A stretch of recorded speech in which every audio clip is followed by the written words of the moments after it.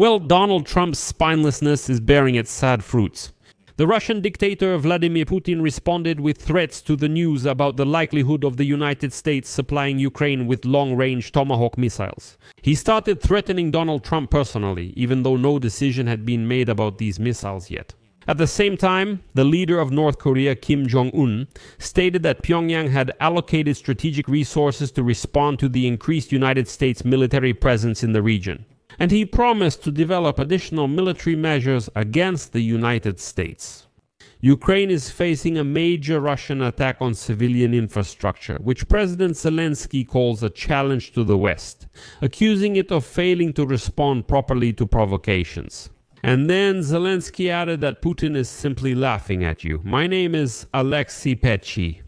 Let's analyze this situation. Specifically, what is Putin threatening Donald Trump with? How is Kim Jong-un involved? And why did the West stay silent after Russia's attack on Ukraine on October 5th? So, dictator Putin, against the backdrop of the West's indecisiveness, has taken a new step in escalation and is now openly mocking Donald Trump and European leaders.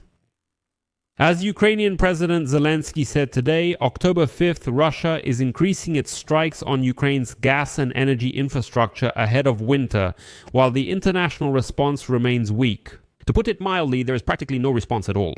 After the massive attack on October 5th, no one in the West was able to respond to Putin, not even rhetorically.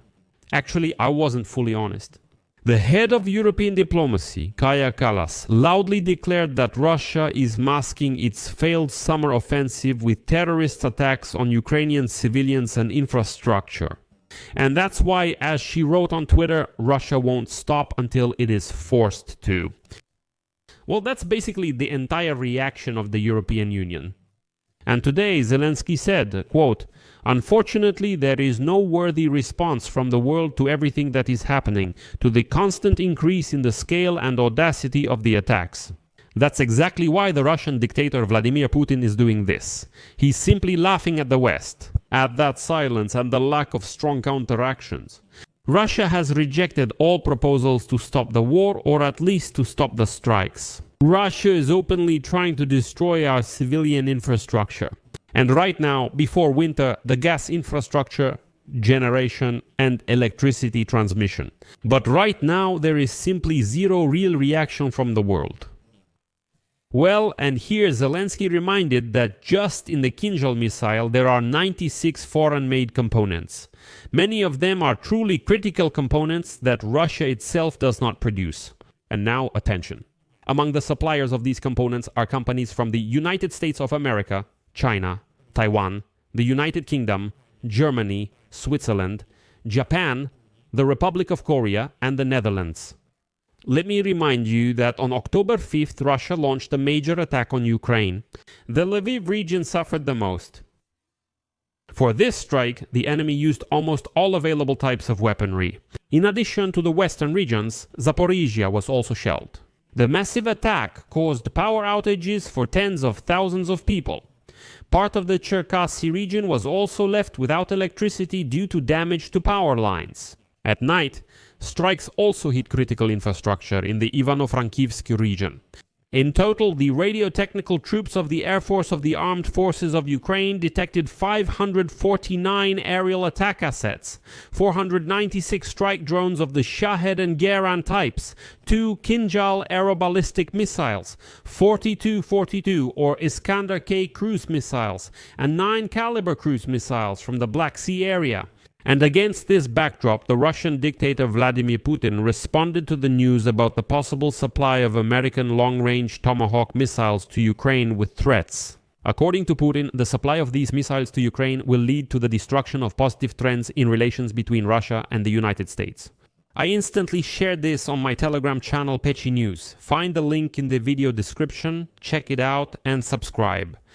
Just a couple of days ago at Valdai, Putin said relations between Russia and the United States aren't just at their lowest point. He said they practically don't exist. So the question arises, how will Tomahawk missiles affect relations that don't exist? Well, that's to say the Russian herd, they kind of live by the news. I don't even know, literally.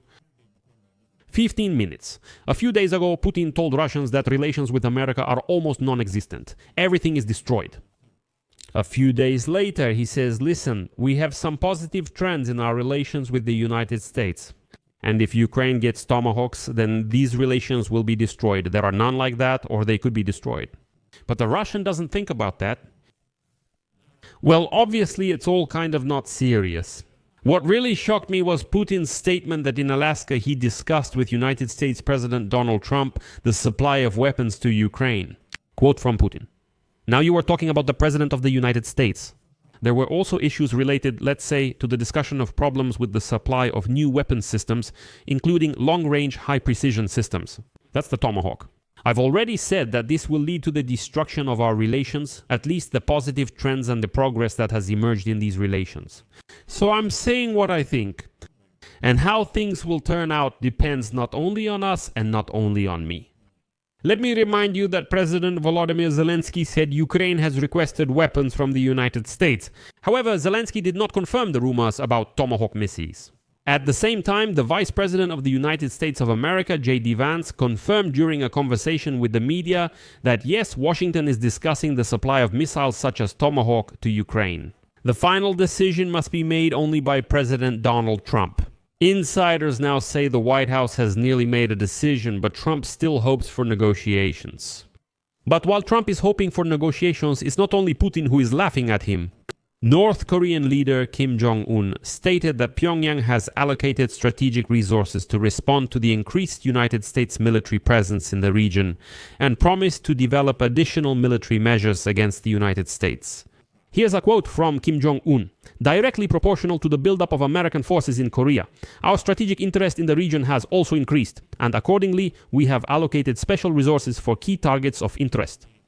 Now, North Korea will undoubtedly develop additional military measures to prepare for responding to the buildup of American troops. But it's important to note here that the Democratic People's Republic of Korea is strengthening military ties with the Russians and supporting Russia's war against Ukraine by providing Moscow with weapons and soldiers. Kim Jong-un is also deepening cooperation with China and recently visited Beijing, where together with Chinese leader Xi Jinping and Russian dictator Vladimir Putin, he watched a large military parade. Overall, Moscow, Beijing and Pyongyang are demonstrating unity, even in their mockery of Donald Trump. Well, let's see how the American president reacts to all of this. I'll leave it at that for now. Friends, share your opinions and conclusions in the comments below this episode. Subscribe to the channel, hit the bell, and don't forget to like. That's all for now. Take care. Goodbye, everyone.